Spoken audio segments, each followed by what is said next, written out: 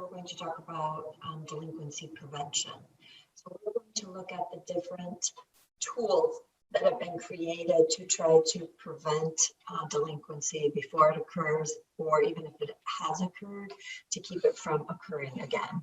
So that's what we're going to talk about today. We're going to talk about those delinquency prevention solutions that we can use. Okay, so let me share my PowerPoint. So in the last class, we talked about what caused crime. Okay, so we talked about all these different theories of why juveniles become delinquent in the first place. And there was lots and lots of different theories. We talked about biological theories, we talked about choice, we talked about psychological theories, we talked about societal, like the neighborhoods, we talked about learned socialization theories, learning from family or friends or peer groups. We talked about social control theories, whether or not you have external things that keep you in control of becoming delinquent. So we went over all of those different theories. So now that we've talked about all those different theories, now we need to think about how can we prevent delinquency, okay?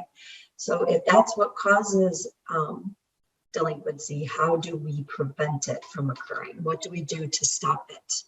Okay, so when you're thinking about delinquency, one of the things I want you to see is that they've done a lot of research and they know that if juveniles start delinquent acts at a younger age, they are much more likely to continue with that and actually progress into more serious forms of delinquency. So you can see the age of first referral and then how many referrals they have. Whereas they start at a later age, they have much less referrals. Okay, so we know earlier onset, earlier age delinquents are 2 to 3 times more likely to become more serious, violent, and chronic offenders than first-time offenders who start when they are teenagers.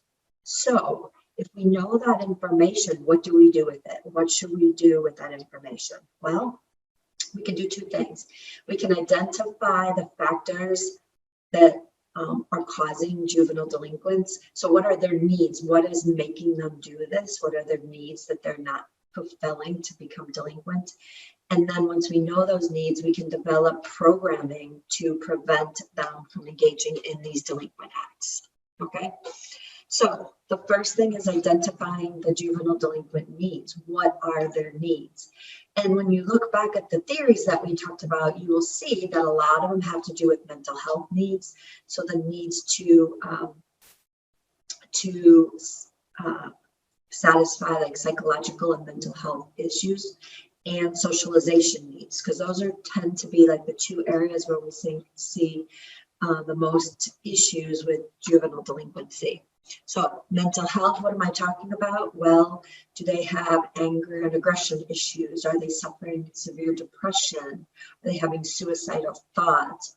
Do they have trauma-related needs? So like they've experienced a significant trauma in their life and they need some mental health issues to help them deal with that trauma. Are they engaging in substance abuse, or do they have substance abuse disorders? Do they have other disruptive, impulsive control conduct types of disorders, so that they can't really, there's something psychologically that is keeping them from being able to control themselves that they have. So there's different disorders that they could have. So we need to assess that. We need to see where are they along these lines for mental health needs. And then we want to know their socialization needs. How is their family? What are their family origins? Do they have a family unit? Is there bonding? Is there family violence? Is there neglect? Is there abuse?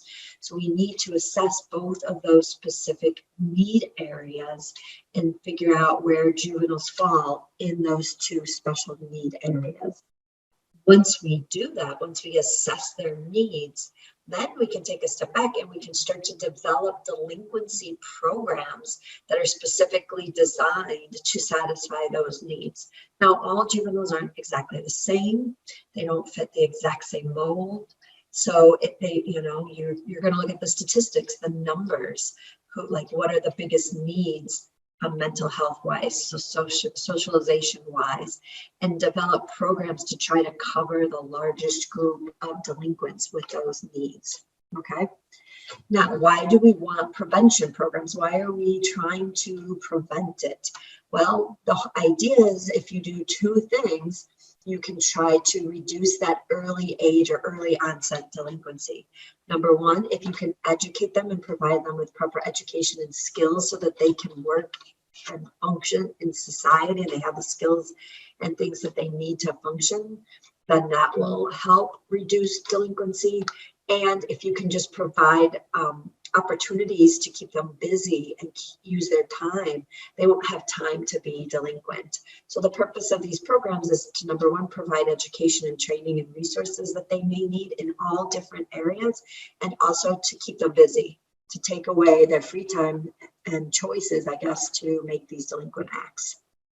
Now, there's always this debate going on when you're talking about prevention programs, is who should they be serving? So do we identify the at-risk juveniles and develop programs and only provide these services to juveniles that we determine are at risk based on the factors that we talked about in the previous chapters? Or do we just create these programs and open them to all juveniles? There could be juveniles that don't meet those risk factors that do become delinquent. So we have this debate, who are we going to target? Are we just going to target those at risk, or are we going to target all juveniles? So I'm just curious what you think. Do you think we should target everybody or just specific high risk juveniles? Why? Why are you thinking that? And there's not really a right or wrong answer. Different theories, different people have developed different programs based on their beliefs on different ways to approach it. Now, when you're talking about programs to prevent delinquency in the beginning, there are three different types of delinquency programs. So there are some programs that are what we call prevention early intervention. So these are programs that are meant to try to identify at-risk juveniles prior to them committing their first delinquent act. Okay, so if we can identify and figure out who's at risk, we can take steps to keep them from engaging in that first delinquent act. So that's prevention and intervention. That's what I have before. Then there are certain programs that are what are called diversion. So these are usually first-time offenders. They have committed a delinquent act, but we're going to try to stop it now and keep them from committing any more delinquent acts. Okay, and then we have changing behavior or treatment modalities. So these are people that maybe committed multiple or more serious delinquent acts.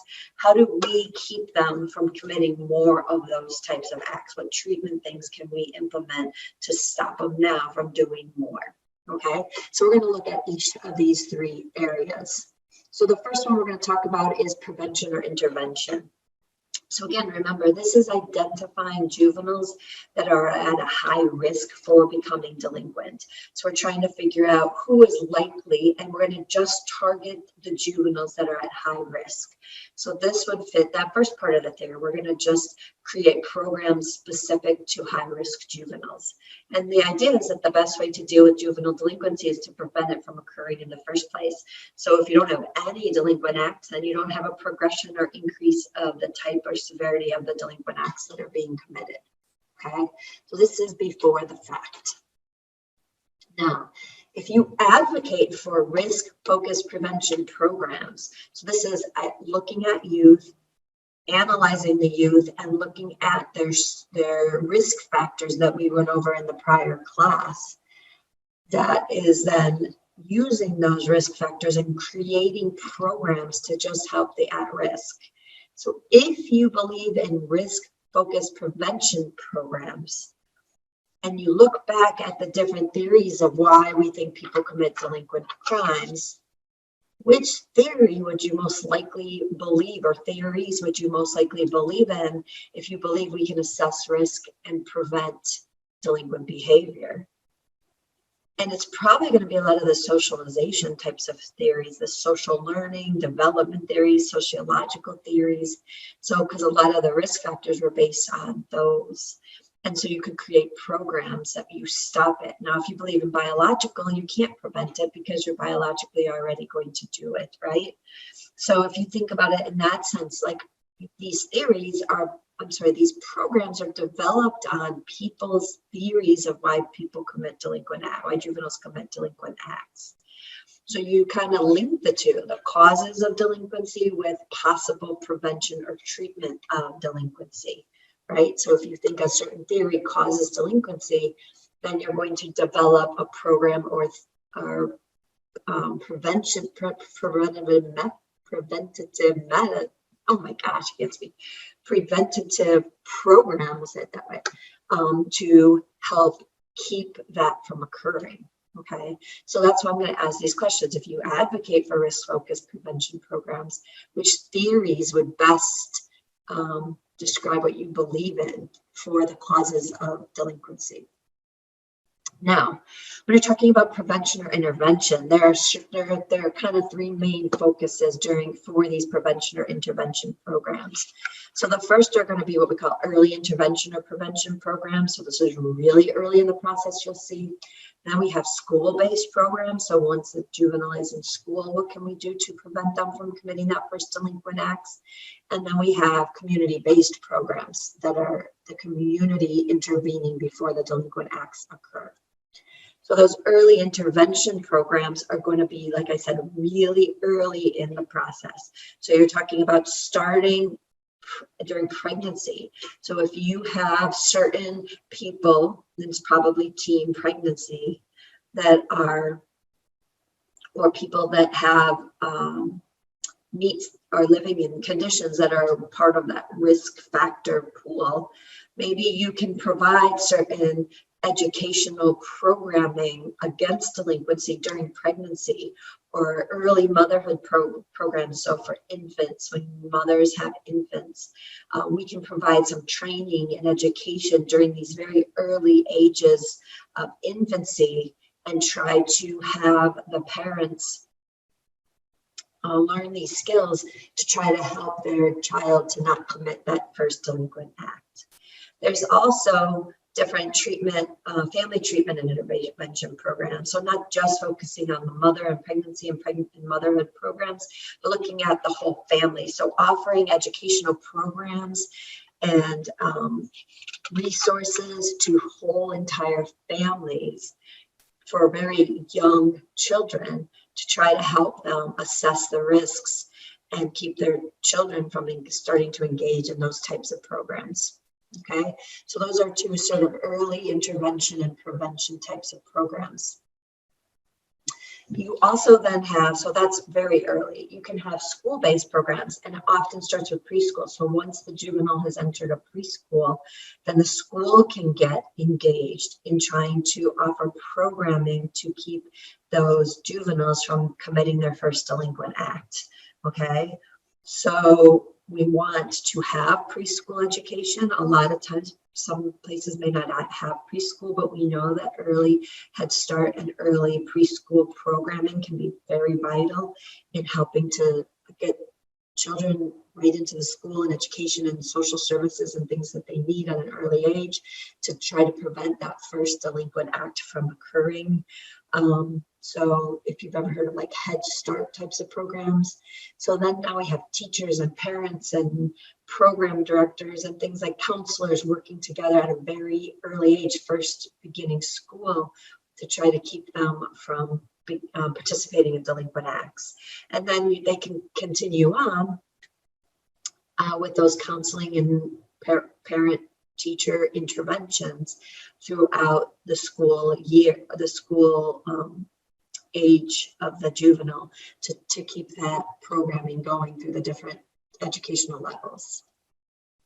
And then you may have community-based programs. So these are programs that are created within the community to help prevent delinquent behavior. So it could be sort of mentoring programs. So if you've ever heard of Big Brother, Big Sister programs, where the juvenile would be appointed somebody to work with them and do things with them and socialize with them as a mentor. So that could be a community-based program. Vocational trainings, you could have different levels of training on different skills and activities that they could be engaged in. And then again, remember we said one of the goals is to keep them busy so that they don't have time to commit delinquent acts. So you could have recreational programs like the YWCA and YMCA and Boys and Girls Clubs and things like that to provide them with things to do after school and keep them busy so that they don't engage in delinquent acts. Okay, so this is just some interesting facts that they've done a lot of research on these boys and big brothers and big sister programs. And they've shown that they're pretty successful. They provide a lot of prevention for future delinquency. So there's 46% were less likely to engage in drugs, 27 were less likely to use alcohol, 52% were less likely to skip school, 37% were less likely to skip any classes, more confident in school, 1/3 less likely to hit someone, better at academics, more likely to have better relationships with their parents and their families and with their peers. So there has been some research that backs that these programs can be an important tool in helping to reduce future delinquency. Okay, so remember, we're still talking about preventing delinquent behavior before it even begins. Now, there is the next thing we would look at. These are what we call diversion programs. So this is generally after a juvenile has committed one delinquent act, and usually a minor delinquent act. And the idea is we don't want one mistake for the juvenile to affect their whole life. So the hope is if we can grab them the first time they do something and we can divert their attention to something else, we don't have to put them through the formal juvenile justice system. We can put them in some other program and teach them really quick to stop doing that. And therefore they won't continue on committing delinquent acts. So rehabilitation happens when teenagers are forced to connect with their communities and confront their mistakes. And then we give them a second chance. And so that we don't have to formally process them in the juvenile justice system. We try to find a way to rehabilitate them or fix them so that they don't get involved in the formal system. That's diversion. Now, if you believe in diversionary theories, you believe that you can catch and prevent future delinquents right away. So if you, again, look through your different theories of diversion, you know, which theories do you think would use diversion as their tool? And again, it could be social learning types of things. Like if they're in a gang and we can stop them and grab them and divert them away from that behavior, then maybe they're not going to continue to learn that delinquent behavior. So different learned theories could be one of the theories you believe in if you believe in diversion. Now, diversion is the idea, like I said, is to keep juveniles out of the formal system. Now, this isn't for everyone. If you are a juvenile that commits a serious crime, you're most likely not going to be sent to a different program. So this is going to be somebody that has to actually be in, they were actually placed in custody, and then they were taken to the intake process. So they actually went through a formal intake process. And during that intake process, they determined it's not the best interest of the child, remember that's our standard, to actually put them through the judicial system. It's much better to try to divert them into another program and fix some of their mental health and socialization needs before they get sucked into the formal process. And we're not going to be able to do that if it was a very serious offense. It's very similar to probation, so there's not going to be some intense supervision necessarily of this person. It's going to be some supervision through the juvenile system to assure that they're satisfying their diversion program. But it's not going to be, you know, in custody, secured confinement. And so that's why it's not really appropriate for more serious offenses. Now, why is diversion so important, and why do we look at diversion and think that diversion is a good thing? You would think, well, they committed a crime, they should pay. We shouldn't give them the second chance. Well, we know that it can greatly reduce stigmatizing juveniles, right? We talked about labeling theory, and sometimes there's the idea that once you label somebody a delinquent, then they're just say self-fulfilling prophecy, they're going to keep being delinquents, right? So if we can take them away from that really quickly without putting them through the formal process, we can reduce that stigmatizing, and maybe they won't keep committing delinquent acts. Also, if we can divert some people out of the system, it keeps the system from being overrun with cases. It keeps the correctional facilities, the secure detention facilities, from becoming overcrowded. It allows the courts to really use their resources to deal with the more serious offenses.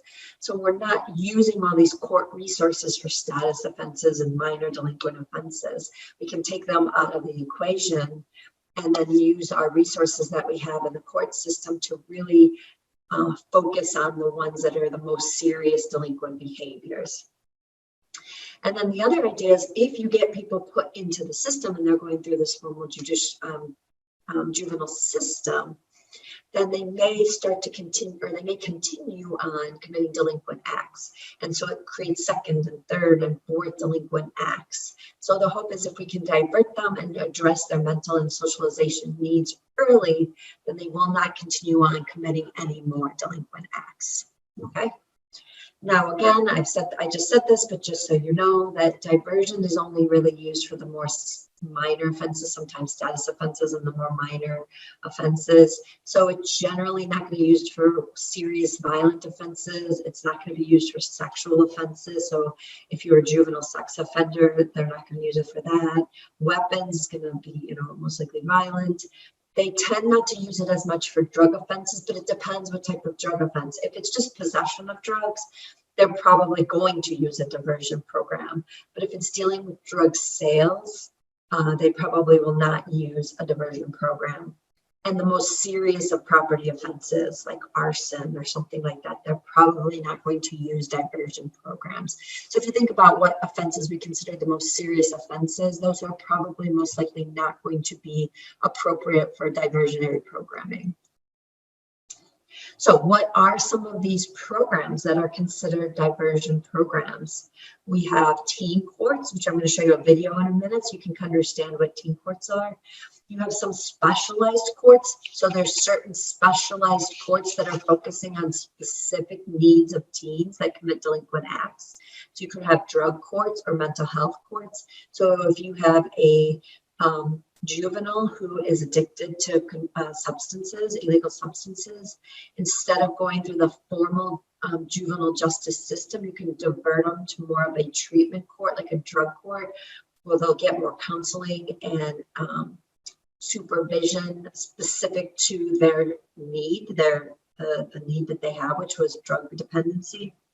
Or if they're suffering more specifically psychological mental health issues, and we can divert them into programs that are specific to help treat those mental health issues instead of just generally going through juvenile court. So we talked a little bit, if you took Intro to Criminal Justice, we talked about drug courts. If you took criminal procedure, we talked about drug courts.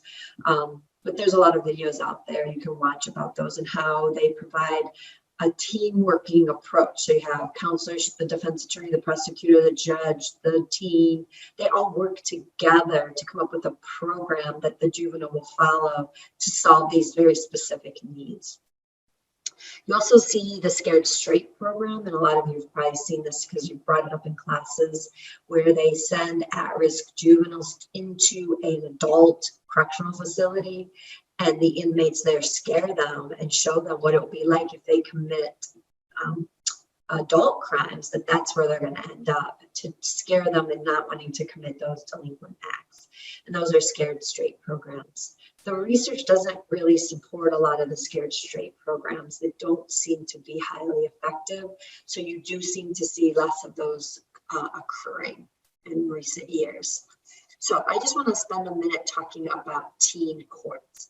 So because we have in some other classes talked about drug courts and mental health courts. So I want you to see how teen courts work, because they're just a little different. And I think they're really interesting. And we have some right in Genesee County that are utilized. So I wanted to point those out to you. So let me share my video. It's not very long, so it won't take too long. But it gives you a good overview.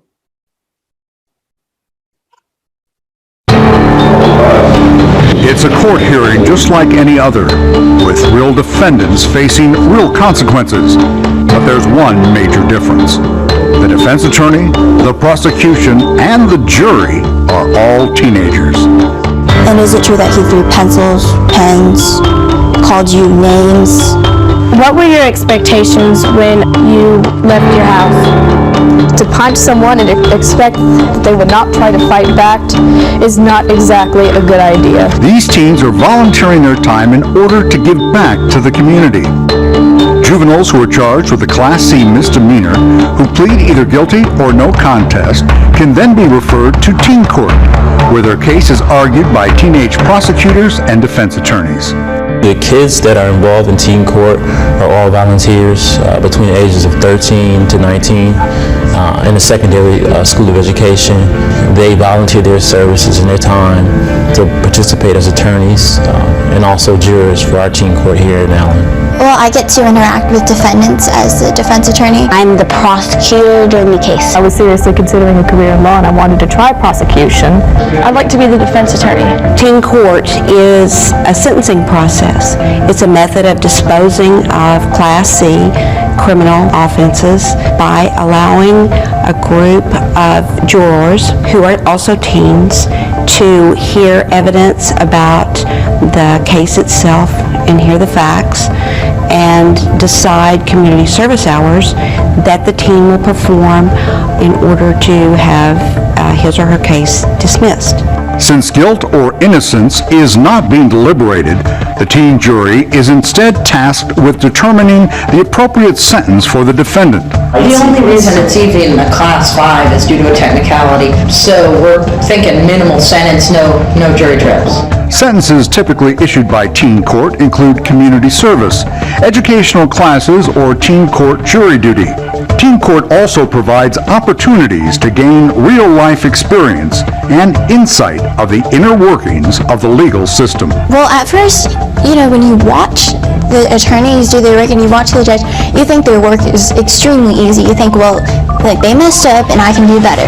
And when you actually get into that position, you realize, well, actually they did a really good job, and it's actually a hard job to be an attorney and to be a judge. So that was definitely something that I learned. After 12 weeks of harassment, having pens and pencils thrown at him, having been called names, he threw one single punch and he walked away because he realized that this was a stupid mistake and that he should not have done that. You get to see more of the legal system than probably most people would. I mean, you can take an internship, but now you have a little active role in how our legal system works. The reason we initially got into it was strictly as a measure allowing the kids to have critical thinking.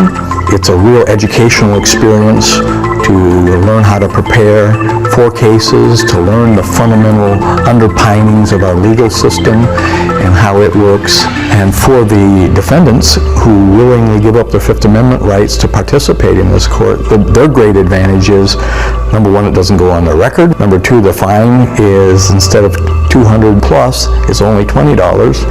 Third, their sentence is a certain range of community hours, which they know and understand and agree to ahead of time. Is the state ready to proceed in this manner? Yes, Your Honor. A major goal of the program is to help reduce the occurrence of repeat offenses. Some kids are functioning, I think, based on perception or what their peers have told them, and I think they need to come to teen court and see what the laws really say and that they can be held accountable for their actions. Because a lot of the kids don't actually know the laws. So when they get in there and they see some kid that got a citation for minor in possession of tobacco, minor in consumption of alcohol, minor possession of alcohol, they realize what kind of trouble they can get into. They learn some of the discipline that those kids get from the court system. Hopefully it's a deterrent to them as well. Since all participation is voluntary, the appointed teen court coordinator recruits the volunteers to teen court from local schools and community organizations. More kids are starting to volunteer and we're getting the word out a little bit more. I'm able to get to the schools, go into schools, because at one time teen court was being run and functioning in the schools, but they wanted to make it more real court-like, so they brought it over to the courts, and it's been great. It's just continued to grow. I was just going through school one day and there were flyers posted everywhere talking about the teen court.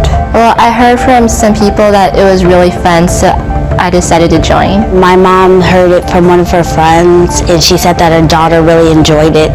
So my mom asked me if I wanted to do it, and so I was like, sure, yeah, it's something to do. I enjoyed the program so much, I chose to stay on through middle school and all of high school. I was on mock trial and I thought that it was fun, so I wanted to try out a different version of this. So I signed up and here I am. Teen Court gives volunteers hands-on experience in learning the law and can plant the seed of a career in the legal field. If you want to be a lawyer, this is perfect. It's just a beginning start for you. I always considered being a lawyer or in some kind of law major. I thought it would be good to get a head start. After I started participating within the legal system, that kind of inspired me to pursue a career in law. It's been a part of what I do for so long, it grew on me. And it's giving her an opportunity to look at something as another choice for the future. She may not pursue law, but at least it's something that she had an opportunity to really get involved in and make a decision whether or not it was for her. It's a wonderful feeling to know that you can open that door and make that opportunity available that will create enthusiasm and hopefully challenge the teens to do whatever it is that they decide is appropriate for them. She couldn't have stopped the fight if she wanted to, which she did. The only reason that she fought at all was to defend herself and stop herself from getting injury. While this could become their profession in the future, they are already providing a service for their peers here and now.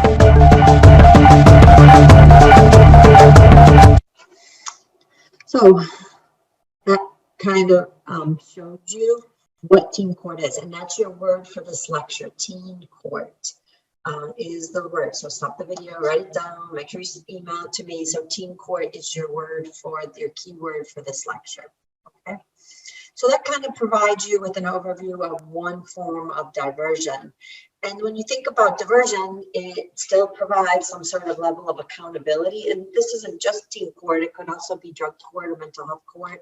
Provides some levels of accountability, so you still have some consequences for the juvenile's choice of committing a crime. But it saves time from the actual juvenile system. It can save a lot of money because we don't have then juveniles committing more delinquent acts, and they can focus the resources on these. And then the idea of getting juveniles involved in the actual juvenile system, they can see what's going on, and it's that community element of teen court.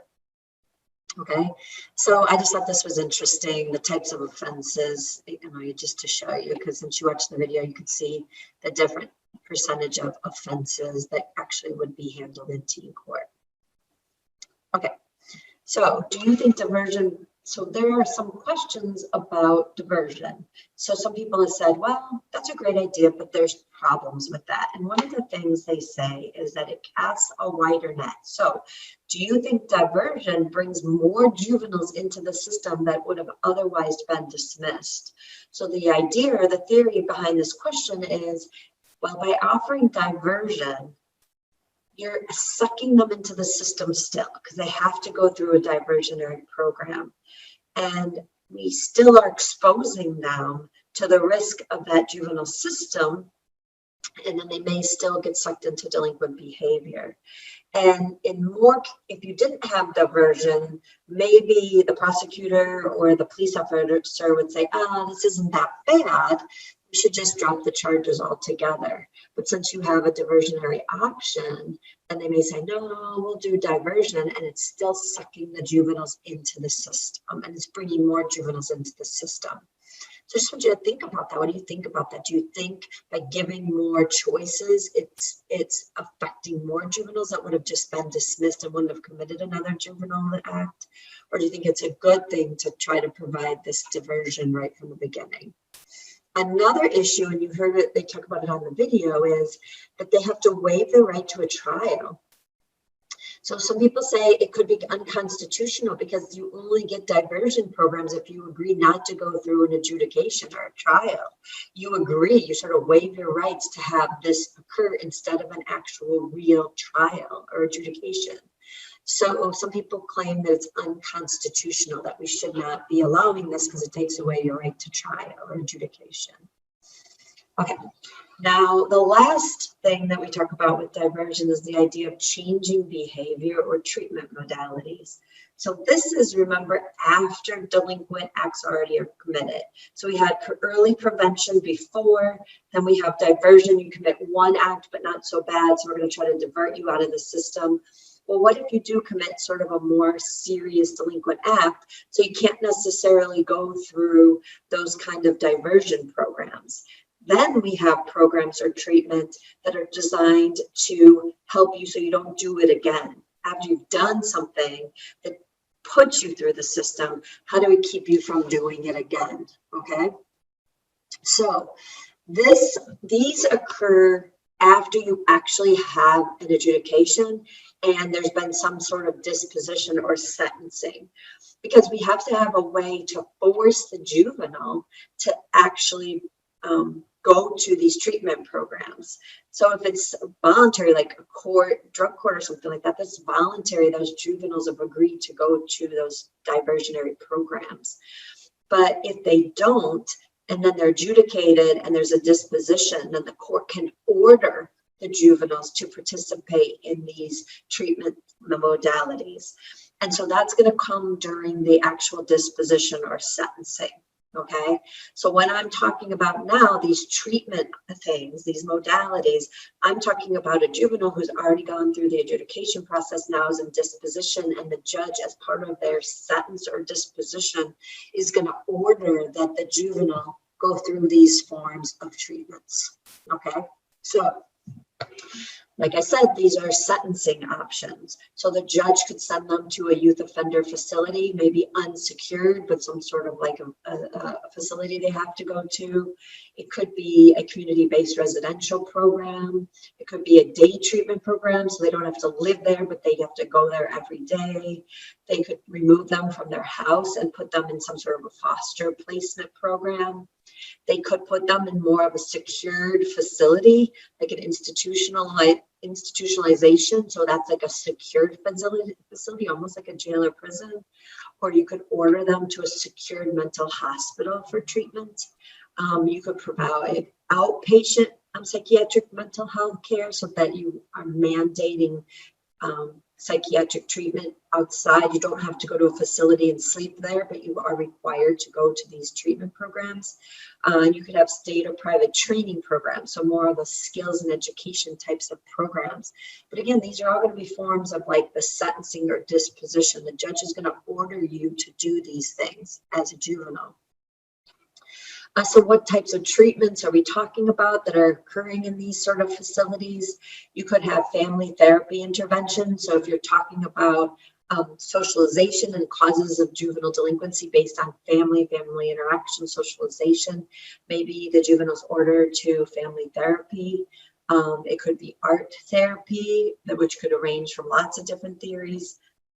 You could have cognitive behavior therapy. So these are focused on specific problems and provide tools for juveniles to change their thinking and their brain and how they are analyzing their behavior. So it provides them with thoughtful problem-solving skills to modify dysfunctional beliefs or thoughts or understandings. And they can be specific, even more specific. So if it's the juveniles committing these more serious delinquent acts because of substance abuse, they could require them to go through this cognitive behavioral therapy. We're talking about, mental health therapies for substance abuse. And also if you have a juvenile sex offender, there's specific cognitive behavioral therapy specifically designed to deal with juvenile sex offenders, and why are they engaging in this risky sex behavior, and what is their thinking, and how can we basically reprogram their brains to think in a different way. You have anger management types of programs. You have trauma-informed care. So if the delinquency is caused by some trauma they experienced in their life so far. And then there could be, again, special sexuality counseling. So this could be specific for, juveniles that are engaging in risky sexual behaviors, prostitution, things like that. It could be for that. Or again, it could be specific for juvenile sex offenders. So the actual offenders that are injuring other people through sex acts, right? So they can address different things like gender identity development. That maybe that is contributing to risky sexual behavior, safe sex practices, teenage pregnancy, online pornography or pornography addiction types of things, sexting, so texting sex pictures to other people, fetishes, compulsive sexual disorders, sibling incest, so is there sexual abuse caused by other siblings, brothers and sisters, voyeurism, watching other people, things like that. So these programs are specifically designed for juveniles that are engaged in more risky sexual behaviors. Okay, so again, these are treatment options. So what you're going to do today or now is you're going to participate in Chapter 3 assignment. So you have a scenario, so you have to read the scenario. And when you're reading the scenario, I want you to think about the 3 stages of possible prevention and deterrence from juvenile crime. So first, what could you do before the person committed the delinquent act to try to prevent them from committing it? If they committed it, what could you do to divert them so they don't continue to commit delinquent acts? And then if you make it to the end, treatment, what could you do to treat that person to keep them from doing more serious delinquent acts? And then assess the 3, and which one do you think is the best? Should we be targeting a lot of our resources towards early or towards diversion or towards after? So it's always really important to remember resources are limited. We don't have unlimited resources. It'd be great if we could develop programs at all 3 levels and that we could just ingrain this at all 3 levels. And that would probably be the best form of diversion or keeping juveniles from committing delinquent acts. But we don't have those resources. So if we have limited resources, what would be the best use of our money? How could we best use those resources? Early, diversion, or treatment after? So that's what I want you to think about. Okay. So that's all I have for today. So I will see you soon with the next lecture.